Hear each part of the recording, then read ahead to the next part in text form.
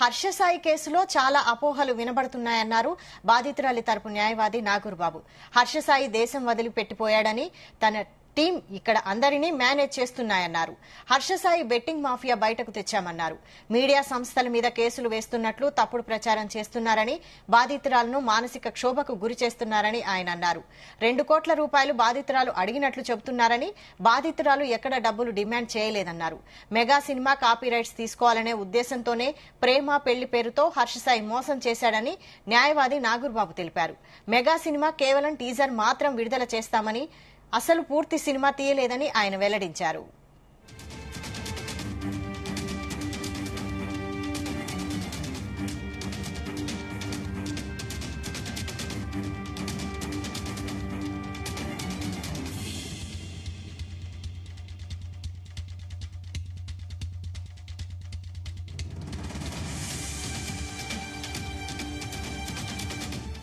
బాధితురాల తరపున న్యాయవాది మీడియా ముందుకు వచ్చి ఇన్ని రోజుల పాటు జరిగినటువంటి ఎపిసోడ్కి సంబంధించినటువంటి అన్ని వివరాలు అందజేస్తారు. మనతో బాధితురాల న్యాయవాది ఉన్నారు. ఎలా చూడొచ్చు ఈ కేసుని? చాలా సందర్భాల్లో ఈ టైంలోనే బాధితులు ఎందుకు నార్సింగి పోలీసులను అప్రోచ్ అవుతా ఉన్నాడు. 2 ఏళ్ల పాటు ట్రావెలింగ్ ఉన్నటువంటి వీరిద్దరు ఎపిసోడ్లో ఇప్పుడు ఎందుకు బాధితురాలు బయటకు రావాల్సి వచ్చింది? ట్రావెలింగ్ 2 ఏళ్ల పాటు లేదండి, కేవలం 1 ఇయర్ మాత్రమే ఉంది. హర్షసాయి అనేటువంటి వ్యక్తిని బాధితురాలు ఒక సాంగ్ చేయడం కోసం అప్రోచ్ అయిన సందర్భంలో హర్షసాయి వీళ్ళ ఫినాన్షియల్ క్యాపబిలిటీని తను అనలైజ్ చేసుకొని, నా దగ్గర ఒక స్టోరీ ఉంది, దాన్ని నేను డైరెక్ట్ చేస్తాను, నేను హీరో, మీరు ప్రొడ్యూసర్, మీరు హీరోయిన్ అని చెప్పి నమ్మించడం జరిగింది. ఆ నమ్మించిన తర్వాత తనకున్న ఫ్యాంటసీని బట్టి బాధితురాలు యొక్క కొన్ని నగ్న చిత్రాలను తన కెమెరాలో రికార్డ్ చేసుకోవడం జరిగింది. తర్వాత తను బ్లాక్మెయిల్ చేయడం జరిగింది. వాళ్ళు ఎప్పుడైతే లీగల్గా స్టెప్స్ తీసుకోవాలని ముందుకెళ్లాలని అనుకున్నారో ఆ సందర్భంలో అల్టిమేట్గా వాళ్ళ నాన్నగారిని తీసుకొని వచ్చి వాళ్ళ నాన్నగారితో ఒక ప్రపోజల్ పెట్టడం జరిగింది. మీరిద్దరూ సెలబ్రిటీ స్టేటస్లో ఉన్నారు, ఆ స్టేటస్లో మీరు నిలబడాలి అని అంటే మీరు ప్రొడ్యూసర్గా ముందుకెళ్ళాలి, మీకు డబ్బు రావాలి, సినిమా మీద కూడా మీరు పెట్టుబడి పెడుతున్నారు, మీరిద్దరూ మంచి స్థాయిలోకి వెళ్తారనే ఒక నమ్మకాన్ని మీరు చూడండి. పల్లెటూరులో ఎలా ఉంటుందంటే ఏదైనా ఇన్సిడెంట్ జరిగిందంటే ఒక సెటిల్మెంట్ అనేది చేస్తూ ఉంటారు.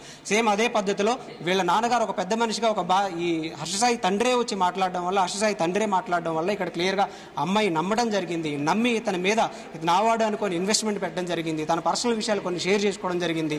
చాలా అంటే 1 సంవత్సర కాలంలో జరిగిన ఇన్సిడెంట్స్ అన్నీ ఉన్నాయి. వీటన్నిటిని ఈ రోజు సంవత్సరం తర్వాత ఎందుకు వచ్చింది అని అంటే, మనం ఆ సంవత్సరంలో తను ఇంటెన్షనల్గా మోసం చేయడానికి చేశాడు కాబట్టి, ఇంటెన్షనల్గా కంకణం కట్టుకొని వీళ్ళు డిఫేమ్ చేయాలని కట్టుకున్నాడని ఇతని కుట్రపూరిత ఆలోచనలు వీళ్ళు గెస్ చేయలేకపోయారు. ఇతని కుట్ర ఎప్పుడైతే బయటపడిందో ఆటోమేటిక్గా వీళ్ళు కంప్లైంట్ ఇవ్వడం జరిగింది. నార్సింగి పోలీసుల పైన ఇండస్ట్రీ నుంచి, పొలిటికల్ నుంచి బాగా ప్రెషర్ పెంచి హర్షసాయిని అరెస్ట్ చేయొద్దు, ఎట్ ఏ టైం బాధితురాల వైపు నుంచి కూడా బాగా ప్రెషర్ తీసుకొచ్చి ఈ కేసుని వెనక్కి తీసుకోవాలంటూ కూడా ప్రెషర్ కూడా పెరిగిందండి. పోలీసుల సైడ్ నుంచి ఎలాంటి ప్రెషర్ బాధితురాల మీద లేదండి. మేము పర్సనల్గా ఆ కేసుని మేము వాచ్ చేస్తూ ఉన్నాము. బాధితురాల మీద ఎలాంటి ప్రెషర్ లేదు. వాళ్ళు పోలీసు వారు కూడా వాళ్ళ డ్యూటీ చేస్తూనే ఉన్నారు. వాళ్ళు లుకౌట్ నోటీసులు కూడా జారీ చేసేసారు. హర్షసాయి ఇండియాలో లేడు కాబట్టి ఇప్పుడు అరెస్ట్ చేయలేనటువంటి పరిస్థితి. అనాథరైజ్డ్గా ఎవరిని తీసుకొచ్చి ఇక్కడ కూర్చోబెట్టి విచారణ చేసే రైట్ వాళ్ళకి లేదు పోలీసు వారికి. కాబట్టి వాళ్ళు ఎంతవరకు చేయగలరో వాళ్ళు చేస్తూ ఉన్నారు. ఈ సినిమా సందర్భంగా మత్తు మంది ఇచ్చి తనపై లైంగిక దాడికి పాల్పడ్డారు అన్నారు. వాటికి ఆధారాలు ఏమైనా ప్రొడ్యూస్ చేసిందా బాధితురాలు? ఆధారాలని పోలీసు వారికి సబ్మిట్ చేయడం జరిగింది. అది మీడియా ముఖంగా అది రేపు కోర్టులో మనకి వస్తాయి అన్నమాట.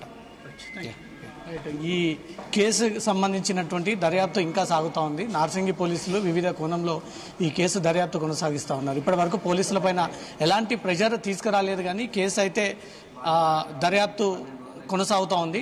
ఈ హర్షసాయి ఏదైతే తను 9 హార్డ్ డిస్కులు ఉన్నాయంటే ఒక ప్రస్తావన తీసుకొచ్చాడో, ఆ 9 హార్డ్ డిస్కులలో ఎంతమంది అమ్మాయి జీవితాలతో కూడి ఉన్నటువంటి అంశం, ఆ హార్డ్ డిస్కులన్నీ కూడా బయటికి తీసి పోలీసులు ఇన్వెస్టిగేషన్లో భాగంగా అవన్నీ కూడా బయటికి తీసి ఎంతమంది అమ్మాయిలతో ఈ రకంగా వ్యవహరించాడు అనేది కూడా బయటికి తీయాల్సినటువంటి బాధ్యత పోలీసుల పైన ఉందంటూ మాత్రం బాధితురాల న్యాయవాది అంటున్నారు. కెమెరా పర్సన్ సాగర్తో రవితేజ, జీ న్యూస్.